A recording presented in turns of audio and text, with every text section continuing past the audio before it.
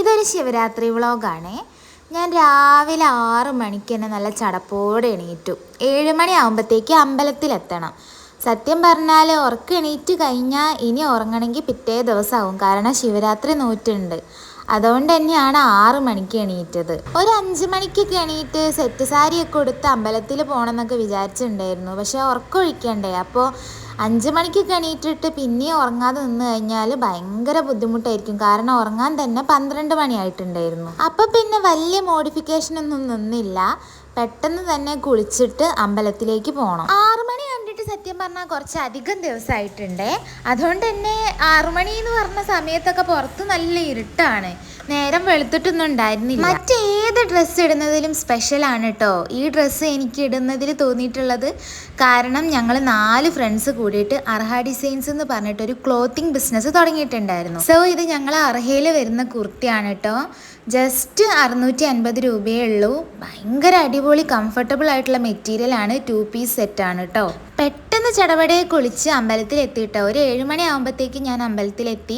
അപ്പോഴേക്കും വർഷയുടെ ചേച്ചി വർഷ പിന്നെ 2 അമ്മമാരെ എല്ലാവരും കൂടെ മുന്നിൽ ക്യൂവിൽ എത്തിയിട്ടുണ്ട് കേട്ടോ. അവരൊരു 6:45 ആകുമ്പോഴത്തേക്ക് എത്തിയതുകൊണ്ട് അവർ കുറച്ച് മുന്നിലായിരുന്നു ക്യൂവിലുണ്ടായിരുന്നത്. അപ്പം ഞാൻ പോയിട്ട് അവരിടയിൽ കയറി നിന്നു. അതുകൊണ്ട് തന്നെ നല്ല ബാക്കിൽ നിൽക്കേണ്ടി വന്നില്ല. ഞങ്ങളിപ്പോൾ ഈ ക്യൂവിൽ നിൽക്കുന്നത് ഒരു പാലത്തിൻ്റെ മുകളിലാണേ. ഇവർ ശിവരാത്രി ആവുമ്പോഴാണ് ഈ പാലം അവിടെ കെട്ടുക. ഒരു പുഴ കടന്നിട്ട് വേണം നമുക്ക് അമ്പലത്തിലെത്താൻ. കോഴിക്കോട് ജില്ലയിൽ മുക്കത്ത് സ്ഥിതി ചെയ്യുന്ന തൃക്കുടമണ്ണ ശിവക്ഷേത്രത്തിലാണ് കേട്ടോ ശിവരാത്രി ആഘോഷിക്കാൻ വേണ്ടിയിട്ട് ഞങ്ങൾ വന്നിട്ടുള്ളത്. വീഡിയോ കാണുന്ന ഒരുവിധം എല്ലാവർക്കും ഈ അമ്പലത്തിനെ പറ്റി ഇവിടുത്തെ ശിവരാത്രി മഹോത്സവത്തിനെ പറ്റിയൊക്കെ ഏകദേശം അറിയാൻ മതിയാവും. ഭയങ്കര ഗ്രാൻഡായിട്ടുള്ള ശിവരാത്രിയാണ് ഉണ്ടാവുക. എനിക്ക് തോന്നുന്നു കോഴിക്കോട് ജില്ലയിൽ ഏറ്റവും കൂടുതൽ ഗ്രാൻഡായിട്ട് ശിവരാത്രി ആഘോഷിക്കുന്നത് ചിലപ്പോൾ ഇവിടെയായിരിക്കും. തൊഴുതിറങ്ങി കമ്മലും വാങ്ങിയിട്ടാട്ടോ ഞാൻ വീട്ടിലേക്ക് പോയത്. ഞാൻ ഇന്ന് ശിവരാത്രി നോറ്റിട്ടുണ്ട് കേട്ടോ. ശിവരാത്രി ഇന്നലെ ഞാൻ 3 നേരവും കഴിച്ചത് അരിഭക്ഷണം കഴിച്ചിട്ടില്ല. ഇന്നാണെങ്കിൽ കുളിച്ചിട്ട് തൃക്കുടമണ്ണ പോയി വന്നിട്ട് അവിടെ നിന്ന് തീർത്തൊക്കെ കുടിച്ച് വന്നതാണ്. ഇവിടെ വന്നിട്ട് ഞാൻ 2 നേന്ത്രപ്പഴം പുഴുങ്ങി കഴിച്ചു. പിന്നെ വെച്ച് കഴിഞ്ഞാൽ ചിക്കൻ കൊണ്ടുവന്നിട്ടുണ്ടായിരുന്നു ഇന്നലെ. ചിക്കനും പാർട്സും അത് എന്താക്കി ചെറിയേട്ടൻ കറി വെച്ചു. ഞാൻ ഇതൊക്കെ അരിഞ്ഞു കൊടുത്തു, കറി വെക്കാനുള്ളതൊക്കെ അരിഞ്ഞു കൊടുത്തു. ചിക്കനൊക്കെ നന്നാക്കി ചെറിയേട്ടൻ കറി വെച്ചു. ചെറിയേട്ടൻ അറിയുന്നത് ഏട്ടൻ്റെ അനിയനാണ് കേട്ടോ. പിന്നെ എനിക്ക് പിന്നെ പണി വെച്ച് കഴിഞ്ഞാൽ ഞാൻ മുറ്റവും അകൊക്കെ അടിച്ച് വാരി അകൊക്കെ തുടച്ച് പിന്നെ പാത്രങ്ങളൊക്കെ കഴുകി വെച്ച് അങ്ങനെ ചെറിയ പണികളൊക്കെ എടുത്ത് പിന്നെ ചോറുണ്ടാക്കി. അങ്ങനത്തെ പണികളൊക്കെ കഴിഞ്ഞിട്ടത്. ഇനിയിപ്പോൾ അലക്കാനാണുള്ളത്. അലക്കാൻ നോക്കട്ടെ. ഒന്നെങ്കിൽ ഇപ്പം അലക്കും അല്ലെങ്കിൽ വൈകുന്നേരം അലക്കും. കാരണം രാവിലെ അമ്പലത്തിൽ പോയതുകൊണ്ട് അലക്കാൻ പറ്റിയില്ല.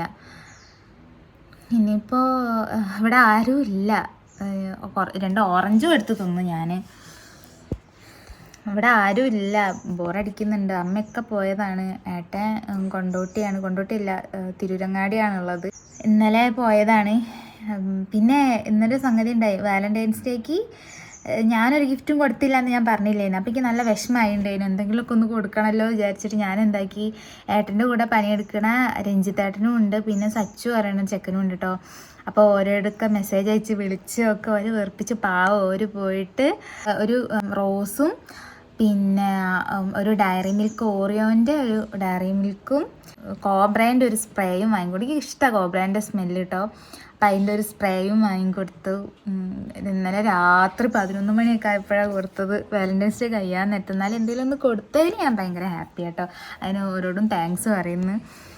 പിന്നെ മെയിനായിട്ടെന്ന് വെച്ച് കഴിഞ്ഞാൽ അടുത്തില്ലെങ്കിലും നമുക്ക് എന്തെങ്കിലും കൊടുക്കണം എന്ന് വിചാരിച്ചു കഴിഞ്ഞാൽ നമ്മൾ എന്ത് എഫേർട്ട് ഇട്ടിട്ട് നമുക്ക് ചെയ്ത് കൊടുക്കാൻ പറ്റും. പിന്നെ ഇനിയിപ്പോൾ വൈകുന്നേരം ഏട്ടൻ വരാൻ മതി. ഏട്ടൻ വരികയാണെങ്കിൽ ഇവിടെ പോകണം, തൃക്കുടമണ്ണ പോകണം. തൃക്കുടമണ്ണയിൽ ഞാൻ ഒരു നൈറ്റ് പോയിട്ടേ ഇല്ല. അവിടെ ഏകദേശം 9-ാം തീയതി തുടങ്ങി 7 ദിവസം ഇന്ന് വരെ 7 ദിവസത്തെ കാർണിവൽ പോലത്തെ പ്രോഗ്രാമാണ് കേട്ടോ. പക്ഷെ ഇത്ര ദിവസം പോയില്ലായിരുന്നു. ഞാൻ ഏട്ടൻ പണിക്ക് പോവും, 2 ദിവസം നിൽക്കും, വരും, പിന്നെയും പിറ്റേ ദിവസം പോവും. അങ്ങനെയായിരുന്നു. തിരക്കായതുകൊണ്ട് പോകാൻ പറ്റിയില്ല. അപ്പം ഇന്ന് ഏട്ടൻ വന്നിട്ട് ഏട്ടൻ്റെ കൂടെ പോകണം എന്ന് വിചാരിക്കുന്നുണ്ട്. വിശപ്പൊന്നുമില്ല, കാരണം ഓറഞ്ചൊക്കെ തിന്നില്ലേ, ഓറഞ്ചും തിന്നു. അപ്പോൾ പിന്നെ വിശപ്പൊന്നുമില്ല. അങ്ങനെ ഇരിക്കുകയാണ് കേസ്. ശിവരാത്രി വെച്ച് കഴിഞ്ഞാൽ ഇന്നലെ അരിഭക്ഷണം ഒറ്റ നേരം കഴിക്കാമെന്നാണ് പറഞ്ഞത്. ഞാൻ ഇന്നലെ ഒരു നേരം നൈറ്റ് കഴിച്ചിട്ടൊന്നുമില്ല. ഞാൻ 3 നേരം ഗോതമ്പാണ് കഴിച്ചത്. പിന്നെ ഇന്ന് ഉപവാസമാണെന്നാണ് പറയുന്നത്. ഫ്രൂട്ട്സ് കഴിക്കാം എന്നൊക്കെ പറഞ്ഞു.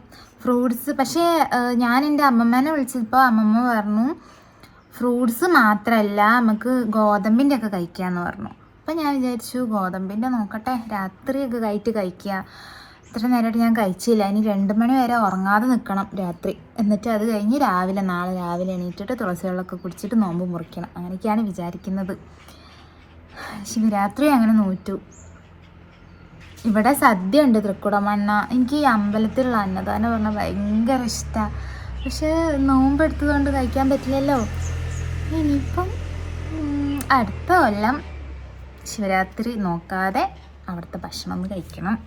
ഒരു 5 മണിയൊക്കെ ആയപ്പോഴത്തേക്ക് ഏട്ടൻ വന്നിട്ട് പിന്നെ ഞങ്ങൾ കുറച്ച് നേരം അവിടെ നിന്ന് ഒരു 7 മണിയൊക്കെ ആകുമ്പോഴത്തേക്കും അമ്പലത്തിലേക്ക് പോയിട്ടോ. രാത്രിയാണ് അവിടെ ഫുൾ പരിപാടി ഉള്ളത്. വരവാഘോഷമൊക്കെ ഉണ്ട്. 3 ദിക്കുന്നായിട്ട് വരവൊക്കെ ആയിട്ട് ഭയങ്കര ഗ്രാൻഡ് പരിപാടിയാണ് കേട്ടോ. അപ്പോൾ ഇപ്പോഴേ ബ്ലോക്ക് തുടങ്ങിയിട്ടുണ്ടായിരുന്നു. നല്ല ബ്ലോക്കൊക്കെ കഴിഞ്ഞിട്ടാണ് ഞങ്ങൾ അമ്പലത്തിലെത്തിയത്. അമ്മയാണെങ്കിൽ ചെറിയേട്ടൻ്റെ കൂടെ വന്നിറങ്ങിയിട്ടുണ്ടായിരുന്നു. അമ്മ വേറെ ഏതോ സൈഡിൽ ബ്ലോക്കിൽ പെട്ട് ഞങ്ങൾ രണ്ടാളും ഇവിടെ ആയിപ്പോയി. അമ്മേനെയും ചെറിയേട്ടനെയും മാറി മാറി വിളിച്ചിട്ട് ഒരു കോൾ എടുക്കാതെ കണ്ടപ്പോൾ ഞങ്ങൾക്ക് മനസ്സിലായി ഒരു ബ്ലോക്കിൽ പെട്ടതായിരിക്കുന്നു. അപ്പം ഞങ്ങൾ എന്താക്കി, അമ്പലം വരെ ഒന്ന് പോയി വരാമെന്ന് വിചാരിച്ചിട്ട് പിന്നെ അമ്മേൻ്റെ അടുത്തേക്ക് തിരിച്ചു വരാൻ വിചാരിച്ച അമ്പലത്തിലേക്ക് പോയി നോക്കിയപ്പോൾ ഞങ്ങൾ അവിടെ പെട്ടുപോയി.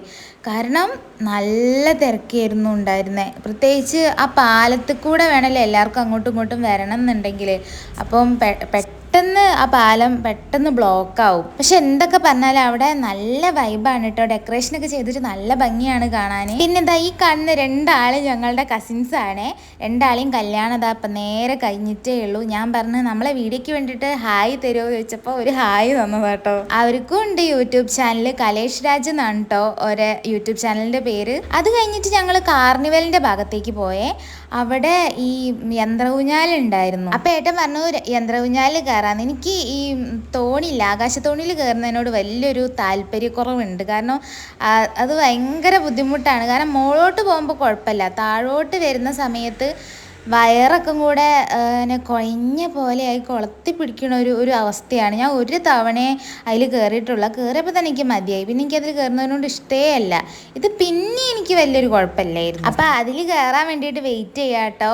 ഈ ഒരു കറക്കം കഴിഞ്ഞിട്ട് അടുത്തതിലാണ് ഞങ്ങൾ കയറേണ്ടത്. മെയിനായിട്ട് ഈ സാധനത്തിൻ്റെ മുകളിൽ കയറാനുള്ള കാരണം ഏട്ടൻ പറഞ്ഞിട്ടാണ്. കാരണം എന്താണെന്ന് വെച്ച് കഴിഞ്ഞാൽ ഈ തൃക്കുടമണ്ണ ഫുൾ അമ്പലത്തിൻ്റെ ഫുൾ വ്യൂ ഇതിൻ്റെ മുകളിൽ കയറി കഴിഞ്ഞാൽ കിട്ടുമല്ലോ. ആ വ്യൂവിന് വേണ്ടിയിട്ട് ഏട്ടൻ ആദ്യമേ പറയുന്നുണ്ട് അതിൻ്റെ മുകളിൽ കയറി കഴിഞ്ഞാൽ കിടിലനായിരിക്കും, നല്ല വ്യൂ ആയിരിക്കും എന്നൊക്കെ പറയുന്നുണ്ടായിരുന്നു. അപ്പോൾ അതുകൊണ്ടാണ് ഞങ്ങൾ മെയിനായിട്ട് കയറിയത്. പറഞ്ഞ പോലെ തന്നെ നല്ല കിടിലൻ എക്സ്പീരിയൻസ് ആയിരുന്നു കേട്ടോ. ഈ അമ്പലമൊക്കെ ഇത്രയും ഹൈറ്റിൻ്റെ മുകളിൽ ഇതുവരെ കാണാൻ പറ്റുമെന്ന് വിചാരിച്ചൊന്നുമല്ല. ഇങ്ങനെയൊക്കെ ഒരു സംഗതി വന്നതുകൊണ്ടാണല്ലോ നമുക്ക് കാണാൻ പറ്റിയത്. ഇതിന് മുന്നൊന്നും ഇങ്ങനെ കാർണിവലൊന്നും ഉണ്ടായിരുന്നില്ല കേട്ടോ. ഇത് ആദ്യമായിട്ടാണ് എനിക്ക് തോന്നുന്നത്. മുക്കം ഫെസ്റ്റ് എന്ന് പറഞ്ഞിട്ടൊരു പ്രോഗ്രാം നടത്തലുണ്ട്. അപ്പോൾ എനിക്ക് തോന്നുന്നു മുക്കം ഫെസ്റ്റും ഈ തൃക്കുടമണ്ണയിലുള്ള ഈ ഒരു ഉത്സവവും എല്ലാം കൂടെ കണക്ട് ചെയ്തിട്ടായിരിക്കും ഇവർ ഈ പ്രോഗ്രാം കണ്ടക്ട് ചെയ്തിട്ടുണ്ടാവുക എന്നാണ്. ഈ എക്സ്പ്രഷൻ എന്തിൻ്റെ എക്സ്പ്രഷനാണെന്നറിയോ? ഇത് കറങ്ങിയിട്ട് താഴോട്ട് വരുമ്പോൾ പറഞ്ഞ പോലെ ഈ അടിവയറ്റിൽ മഞ്ഞ് പെയ്യണ ഒരു സുഖമുണ്ട്. അതായത് നമുക്ക് തീരെ വെയിറ്റ് ഇല്ലാതാവും. ഇത് മുകളിൽ പോകുമ്പോൾ കുഴപ്പമില്ല, താഴെ എത്തുമ്പോഴത്തേക്കും ശരിക്കും നമുക്ക് വെയിറ്റ് ഇല്ലാതെ നമ്മളെന്തോ ഒരു കടലാസ് പോലെയാവും, വെയിറ്റ് ഇല്ലാതെ. അപ്പോൾ ആ എക്സ്പ്രഷനാണ് ഞാൻ കാണിച്ചുകൊണ്ടിരിക്കുന്നത്. പക്ഷേ ആദ്യമൊന്നും കുഴപ്പമില്ലായിരുന്നു കേട്ടോ. ഞാൻ കാര്യമായിട്ടുള്ള ഫുഡ് കഴിക്കാത്തതുകൊണ്ടാണോ എന്നറിയില്ല. എനിക്ക് പിന്നെ അവസാനത്തേക്ക് ഛർദ്ദിക്കാനൊക്കെ മറക്കുന്നുണ്ടായിരുന്നു. ഏട്ടനാണെങ്കിൽ വയറ് കൊളുത്തി പിടിക്കുകയും ചെയ്തു കഴിച്ചു വന്നതുകൊണ്ട്. ലാസ്റ്റിലേക്കൊക്കെ ഇത് തീർന്നില്ലേ എന്നുള്ളൊരു അവസ്ഥയിലെത്തിപ്പോയി. കാരണം കുറേ നേരം ഇരുന്ന് കറങ്ങിയത് ഇതിൻ്റെ മുകളിൽ കിടന്നു.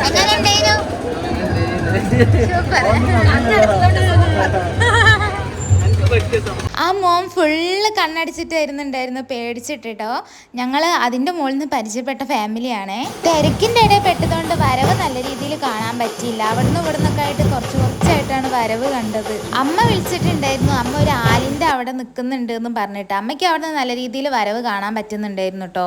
പക്ഷെ ഞങ്ങൾക്ക് അമ്മേൻ്റെ അടുത്തേക്ക് പോകാൻ ഭയങ്കര ബുദ്ധിമുട്ടായിരുന്നു. കാരണം ആ ആല് ചുറ്റിയിട്ടാണ് വരവ് വരിക. അപ്പോൾ ആ ഏരിയയിലേക്ക് അടുക്കാനേ പറ്റൂല, അത്രയ്ക്ക് തിരക്കായിരിക്കും. അതുകൊണ്ട് അമ്മേൻ്റെ അടുത്തേക്ക് പോകാൻ ഞങ്ങൾക്ക് പറ്റുന്നുണ്ടായിരുന്നില്ല. പിന്നെ വരവ് ഞങ്ങൾ കുറച്ചൊക്കെ ഇവിടെ നിന്ന് കണ്ടു, പക്ഷെ നല്ല രീതിയിലൊന്നും വരവ് കാണാൻ പറ്റിയില്ല. ആദർശേട്ടനും ദേവും ഉണ്ടായിരുന്നു കേട്ടോ.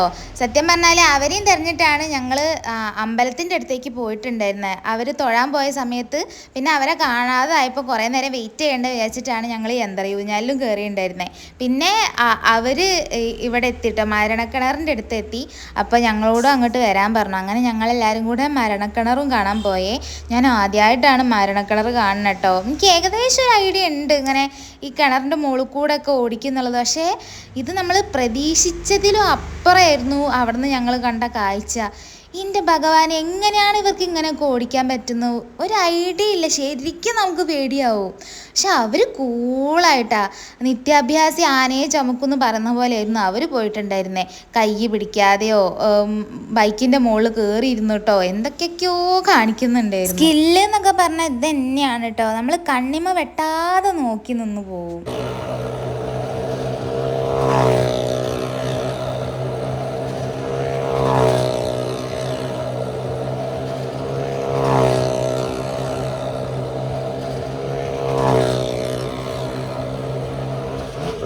ആദ്യം ഒരു ബൈക്കാണെങ്കിൽ പിന്നെ 2 ബൈക്കുമായിട്ടാട്ടോ ഇവർ കറങ്ങിക്കൊണ്ടിരുന്നേ. പിന്നെ അത് 3 ബൈക്കായി, ഒരു ബുള്ളറ്റും പിന്നെ 2 ബൈക്കും. എൻ്റെ ഭഗവാനെ, എങ്ങനെയാണ് ഇവരതിൻ്റെ മുകളിൽ കൂടെ ഓടിക്കുന്നതെന്ന് ഒരു ഐഡിയ ഇല്ല. ഞങ്ങളൊക്കെ ഇങ്ങനെ ടെൻഷൻ അടിച്ചിട്ട് കണ്ണിമ വെട്ടാതെയൊക്കെ നോക്കിയെന്ന് പറയുന്ന പോലെ നോക്കി നിൽക്കുകയായിരുന്നു. ഫസ്റ്റ് ടൈം കാണുന്നതിൻ്റെ എല്ലാ എക്സൈറ്റ്മെൻറ്റും ഞങ്ങൾ എല്ലാവരും മുഖത്തും ഉണ്ടായിരുന്നു. ദേവൊക്കെ ടെൻഷൻ അടിച്ചുകൊണ്ടാണ് കണ്ടുകൊണ്ടിരുന്നുണ്ടായിരുന്നേ.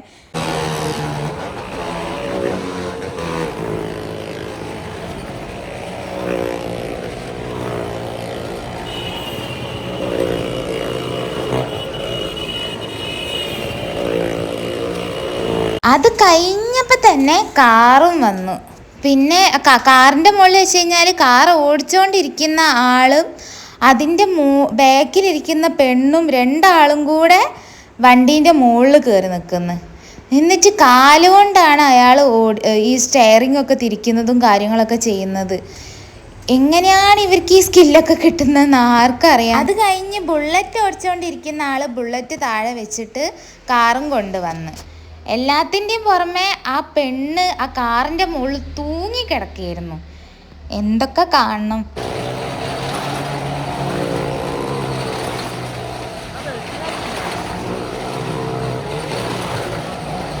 അത് കണ്ടു കഴിഞ്ഞിട്ട് ഞങ്ങൾ അവിടെ നിന്ന് ഇറങ്ങി കേട്ടോ. കച്ചേരിയുടെ വരവ് കഴിഞ്ഞിട്ട് അടുത്ത വരവ് വരുന്ന സമയമായിരുന്നു. നല്ല തിരക്കായതുകൊണ്ട് നല്ല രീതിയിൽ വീഡിയോ ഒന്നും എടുക്കാൻ പറ്റിയില്ല. ഈ നരസിംഹാവതാരത്തെ കണ്ടിട്ട് ഏട്ടൻ പറയാ കരടി അതാ പോകുന്നാന്ന്. അതും പറഞ്ഞ് ചിരിക്കായിരുന്നു ഞങ്ങൾ. ഏട്ടൻ പറഞ്ഞതിൽ തെറ്റൊന്നുമില്ല. ബാക്കിൽ ഗൊറില്ലയും ഹിമക്കരടിയൊക്കെ പോകുന്നുണ്ടായിരുന്നു. ശിവരാത്രിയും ഹിമക്കരടിയൊക്കെ തമ്മിൽ എന്താ ബന്ധം എന്നുള്ളത് എനിക്കറിയില്ല. പിന്നെ ഞങ്ങൾ പറയായിരുന്നു കൈലാസൊക്കെ അല്ലേ, അവിടെ കാണിയായിരിക്കും.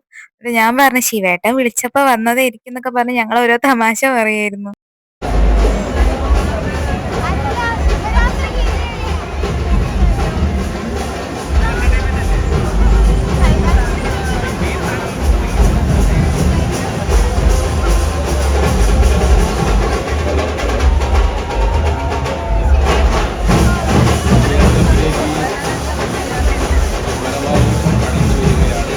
മൈക്കിൽ അനൗൺസ്മെന്റ് ചെയ്യുന്ന ആൾ അതിനും കോമഡി. അതിലേ ഉള്ളവർ ഇതിലേ ഉള്ളവർ, അപ്പുറത്തുള്ളവർ ഇപ്പുറത്തുള്ളവർ എന്നൊക്കെ പറയണ്ടേ. ഏതപ്പുറത്ത് ഏതപ്പുറത്ത്?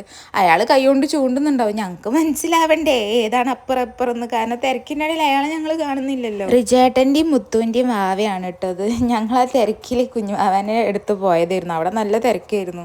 അത് കഴിഞ്ഞിട്ട് ഞങ്ങൾ വീണ്ടും കാർണിവലിൻ്റെ ഭാഗത്ത് പോയപ്പോഴേക്കും നല്ല വെടിക്കെട്ടായിരുന്നു. വെടിക്കെട്ട് തുടങ്ങിയിട്ടുണ്ടായിരുന്നു. അപ്പോഴേക്കും അമ്മേനെ ഞങ്ങൾക്ക് കൈ കിട്ടി. അമ്മ ഞങ്ങളുള്ള ഭാഗത്തേക്ക് അമ്മേനോട് വരാൻ പറഞ്ഞതാണ്. ഞങ്ങൾക്ക് അമ്മ ഉള്ള ഭാഗത്തേക്ക് പോകാൻ പറ്റാത്തതുകൊണ്ട്. ലൈറ്റിലൊക്കെയാണ് വെടിക്കെട്ട് കണ്ടതെന്നുള്ളത് കൊണ്ട് ആ വെടിക്കെട്ടിൻ്റെ ആ ഒരു ഭംഗി മനസ്സിലായില്ല. പിന്നെ പുകയൊക്കെ ആയിരുന്നു. എന്നാലും കുഴപ്പമില്ലായിരുന്നു, രസമുണ്ടായിരുന്നു.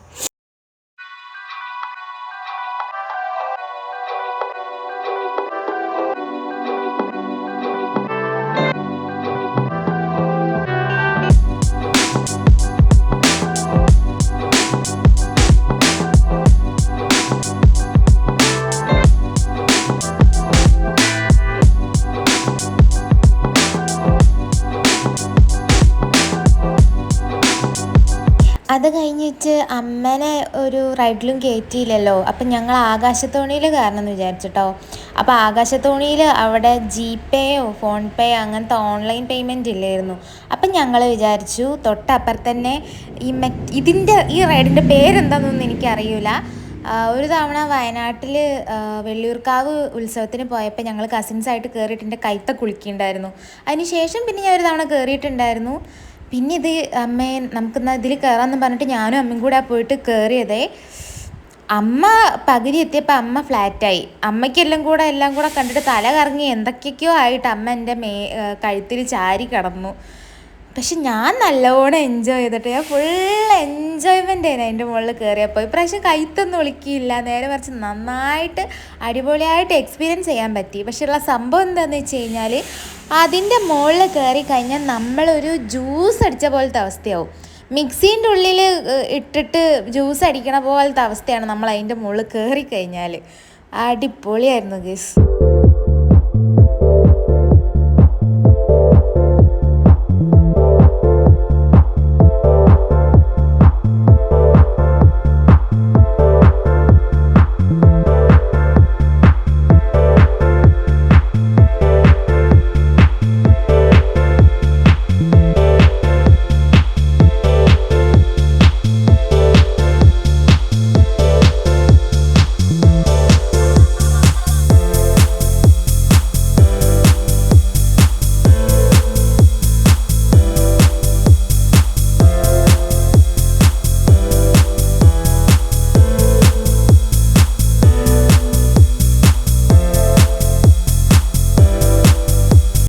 ഞങ്ങൾ പിന്നെ കാർണിവലിൻ്റെ പരിസരത്തു നിന്ന് നേരെ അമ്പലത്തിൻ്റെ പരിസരത്തേക്ക് വന്നിട്ടോ. അവിടെ സ്റ്റേജ് ഷോ ഉണ്ടായിരുന്നു. ഡാൻസ് വേൾഡിൽ മുക്കൻ ഡാൻസ് വേൾഡിലുള്ള കുട്ടികളുടെ ഡാൻസൊക്കെ ഉണ്ടായിരുന്നു കേട്ടോ. അതൊക്കെ കണ്ട് കുറേ നേരം ഇരുന്നു.